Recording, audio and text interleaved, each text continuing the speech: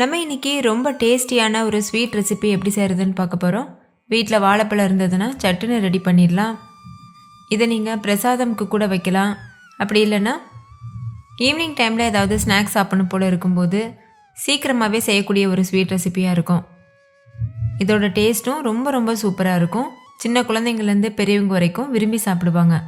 Okay, இப்போ இதை எப்படி செய்கிறதுன்னு பார்த்துடலாம். ஹாய் ஃப்ரெண்ட்ஸ், என் பேர் Abi. Welcome to Indian recipes Tamil.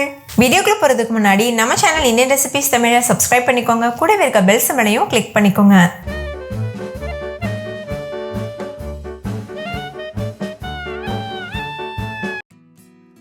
First இந்த ரெசிபி பண்ணுறதுக்கு 2 பழுத்த வாழைப்பழம் எடுத்துக்கோங்க.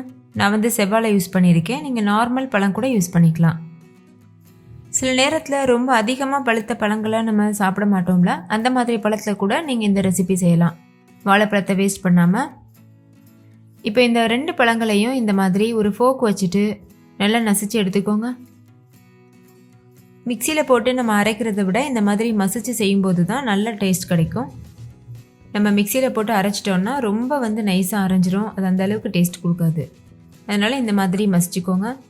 ஃபோக் இல்லைன்னா ஒரு பொட்டேட்டோ மேஷர் வச்சு கூட நீங்கள் மசிச்சுக்கலாம். இப்போ இந்த மசித்த வாழைப்பழங்களை ஒரு பாத்திரத்துக்கு மாற்றிக்கோங்க. நீங்கள் டைரெக்டாக எல்லா பொருட்களையும் ஒரு கடாய்க்கு கூட மாற்றிக்கலாம். நான் ஃபஸ்ட்டு ஒரு பவுலுக்கு மாற்றிக்கிறேன். இப்போ வாழைப்பழத்தை சேர்த்தாச்சு. அடுத்து இது கூட 3/4 கப் அளவுக்கு துருவின தேங்காய் சேர்த்துக்கோங்க. நான் டெசிகேட்டட் கோகனட் பவுடர் யூஸ் பண்ணியிருக்கேன். நீங்கள் நார்மல் ஃப்ரெஷ்ஷான துருவின தேங்காய் கூட யூஸ் பண்ணிக்கலாம். இப்போ இது கூட 2 டீஸ்பூன் அளவுக்கு நெய் சேர்த்துக்கோங்க. நீங்கள் நெய்க்கு பதிலாக தேங்காய் எண்ணெய் கூட யூஸ் பண்ணி செய்யலாம். அடுத்து இது கூட 1/2 கப் அளவுக்கு நாட்டு சர்க்கரை சேர்த்துக்கோங்க. நீங்கள் நாட்டு சர்க்கரைக்கு பதிலாக பொடிச்ச வெல்லம் கூட சேர்த்துக்கலாம். சேர்த்துட்டு லேசாக மிக்ஸ் பண்ணிவிட்டு இந்த மாதிரி ஒரு கடாய்க்கு மாற்றிடுங்க. மாற்றிட்டு ஸ்டவ் ஆன் பண்ணிவிட்டு ஹை ஃப்ளேமில் வச்சு கலந்துகிட்டே இருக்கணும்.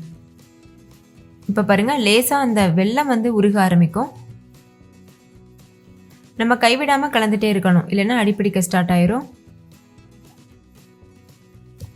நல்லா இந்த மாதிரி மசிச்சு விட்டு கலந்துக்கோங்க. இப்போ பாருங்கள், நல்லா மிக்ஸ் பண்ணியாச்சு.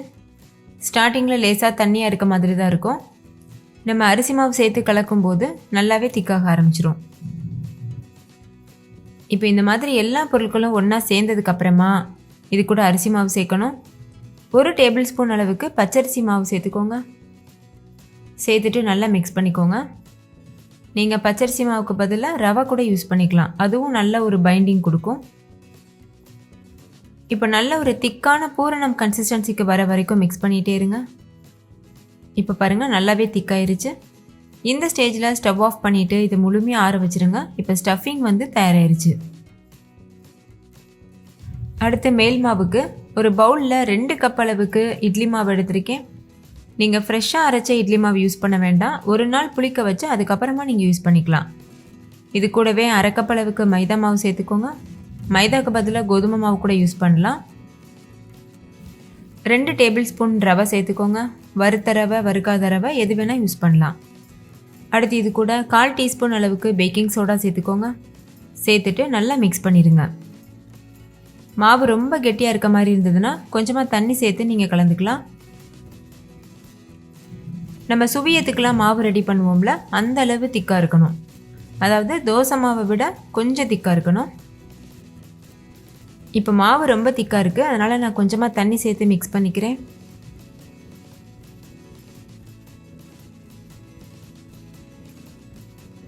ஓகே, இப்போ நல்லா மிக்ஸ் பண்ணியாச்சு.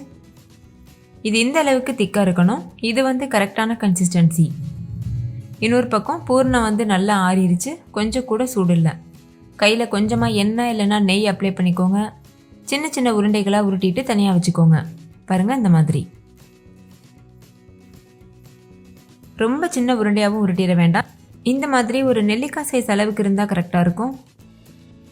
ஸ்டஃபிங்லாம் நல்லா உருட்டி வச்சதுக்கப்புறமா இந்த மாதிரி ஒரு பணியாரக்கல் சூடுபடுத்திக்கோங்க. அதில் கொஞ்சமாக நெய் சேர்த்துக்கோங்க.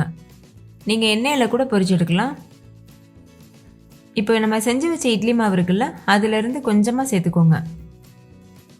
ஒரு 1/4 குழி அளவுக்கு சேர்த்துட்டு இந்த மாதிரி நம்ம செஞ்சு வச்சுருக்க ஸ்டஃபிங்கை உள்ளே வச்சுட்டு அது கவர் பண்ணுற அளவுக்கு இட்லி மாவு மறுபடிக்கும் சேர்த்துக்கோங்க.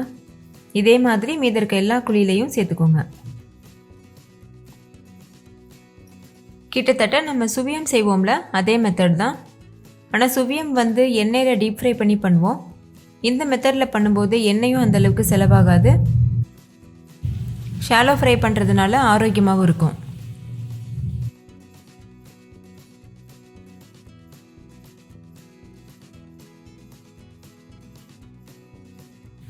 இப்போ ஒரு பக்கம் நல்லா வேகட்டும். வெந்ததுக்கப்புறமா இந்த மாதிரி திருப்பி போட்டுக்கோங்க. திருப்பி போட்டுட்டு ரெண்டாவது பக்கமும் ஒரு 3 நிமிஷத்துக்கு வேகட்டும். ஸ்டவ் வந்து லோ ஃப்ளேமில் மீடியம் ஃப்ளேமில் மாற்றி மாற்றி வச்சுக்கோங்க. 2 பக்கம் திருப்பி விட்டு முழுமையாக வேகிற வரைக்கும் வெயிட் பண்ணுங்கள். உள்ள ஸ்டஃபிங் வந்து நல்லா வெந்திருக்கு. அதனால் இந்த ஸ்டேஜில் ரொம்ப நேரம் வேக வைக்கணும்னு அவசியம் இல்லை. அந்த மேல் மாவு மட்டும் வெந்தால் போதும். மேலே கொஞ்சமாக நெய் ஊற்றிக்கோங்க. அப்போ தான் சாப்பிடும்போது நல்ல ஃப்ளேவரோடு இருக்கும். இப்போ 2 பக்கமும் திருப்பி விட்டு நல்லா வேக வச்சாச்சு. இது இன்னும் கொஞ்சம் லைட்டாக கலர் மட்டும் சேஞ்ச் ஆகட்டும். அதுக்கப்புறமா நம்ம வெளியில் எடுத்துகிட்டு சர்வ் பண்ணிடலாம்.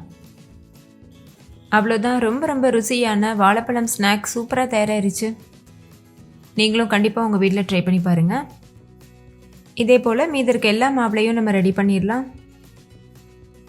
அவ்வளோதான், ரொம்ப ரொம்ப சிம்பிள் அண்ட் டேஸ்டியான வாழைப்பழம் ஸ்நாக் சூப்பராக தயாராகிருச்சு. நீங்களும் கண்டிப்பாக உங்கள் வீட்டில் ட்ரை பண்ணி பாருங்கள். வெளியில் நல்ல கிறிஸ்பியாக உள்ள நல்ல சாஃப்டாக அந்த பூரணத்தோடு சேர்த்து சாப்பிடும்போது பக்காவான காம்பினேஷனாக இருக்கும். செய்கிறதும் ரொம்ப ரொம்ப ஈஸி. குறைவான பொருட்கள் தான் தேவைப்படும். ஸோ மிஸ் பண்ணிடாமல் ட்ரை பண்ணி பாருங்கள். ஓகே ஃப்ரெண்ட்ஸ், இந்த வீடியோ உங்கள் எல்லாருக்கும் ரொம்ப பிடிச்சிருந்தா லைக் பண்ணுங்கள். உங்கள் ஃப்ரெண்ட்ஸ் கூட ஷேர் பண்ணுங்கள்.